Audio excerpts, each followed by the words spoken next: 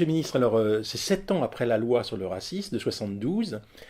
Cette loi, qui est appelée la loi Pleven, vous êtes l'un des seuls avocats, en fait, à l'avoir utilisée pendant des mois et des mois. Avec votre collaborateur Bernard Joanneau, vous saisissez les tribunaux au nom de cette loi de 72 pour faire condamner un certain nombre d'expressions racistes concernant aussi bien des juifs que des noirs ou éventuellement des maghrébins. Et alors, il y a eu plusieurs cas. Mais un des premiers cas a été ce que vous avez fait à propos du bulletin l'URSS. Est-ce qu'on peut rappeler ce cas? Oui, je tiens à dire que euh, dans ce domaine, Bernard Joanneau, qui est un militant éminent de la LICRA, a joué un rôle constant et très important. Il était aux aguets sur toutes les possibilités d'utilisation de la loi. Nous en parlions, et c'est ainsi qu'on a été amené, en effet, dans notre cabinet, il est devenu mon associé avec d'autres, et dans ce cabinet, nous avons traqué autant qu'on le pouvait l'adversaire, c'est-à-dire le raciste et l'antisémite. Donc, Monsieur le ministre, vous avez une des premières causes qui a été celle que vous avez défendue, a été contre le bulletin URSS qui attaquait Israël en disant que c'était un État obscurantiste parce qu'on y pratiquait, on voulait y enseigner la religion juive. C'est ça, et j'avais soutenu, ça me paraît encore aujourd'hui une évidence, et à chacun de ceux qui croient à la liberté de conscience et à la liberté d'expression, que le fait d'enseigner la religion ne saurait être considéré comme une atteinte à la liberté, mais au contraire comme l'expression même d'une liberté. C'est tout à fait compatible avec la laïcité. Mais à l'époque, sévissait en URSS l'antisémitisme presque d'État. C'était l'antisémitisme brejnevien. Ah oui, oui, oui. Et l'antisionisme, là aussi, servait de masque à l'antisémitisme. Donc nous avons eu plusieurs, je me souviens, plusieurs litiges avec les soviétiques. Alors, il y a eu un autre litige concernant le protocole des sages de Sion. Et là, vous avez attaqué les gens qui répandaient ce protocole des sages de Sion en disant bien sûr que c'était un faux et en montrant, avec la loi 72, que c'était une exaction raciste. Oui, et que c'était un texte de surcroît dont l'origine historique était révélatrice. Le protocole des sages de Sion, c'est une fabrication par la police tsariste pour nourrir l'antisémitisme dans l'Empire russe, où il florissait d'ailleurs.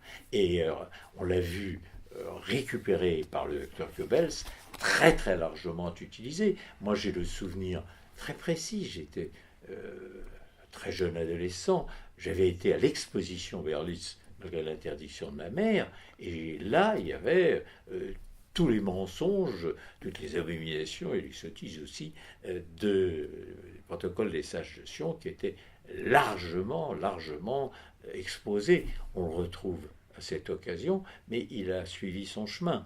Vous avez aujourd'hui encore le protocole des sages de Sion sous forme de cassette. Quand vous vous promenez dans le marché du Caire, on vous le propose. Et on le retrouve aussi dans des films récents qui ont été faits, je ne sais plus dans quel pays rame, l'utilisation des sages de Sion.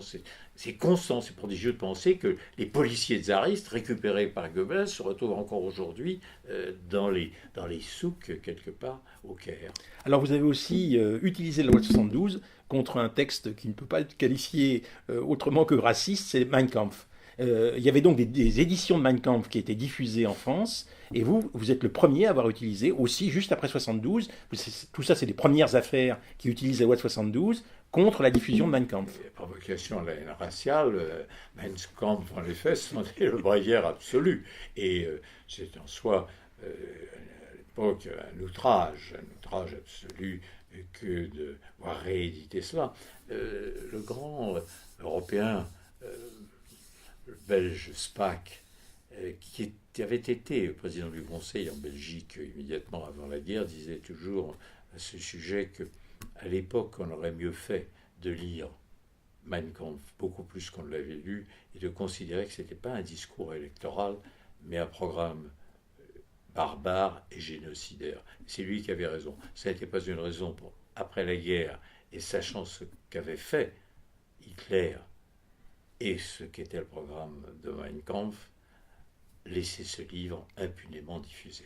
Antoine Wittgenstein, qui a fait un livre sur Mein Kampf, qui a été qui a montré que le livre que Mein Kampf avait été diffusé à des centaines de milliers d'exemplaires, a montré que on remettait à tous les couples allemands Mein Kampf quand ils se mariaient, qu'à partir de 1933, ce livre devait être dans chaque foyer allemand, c'était exigé.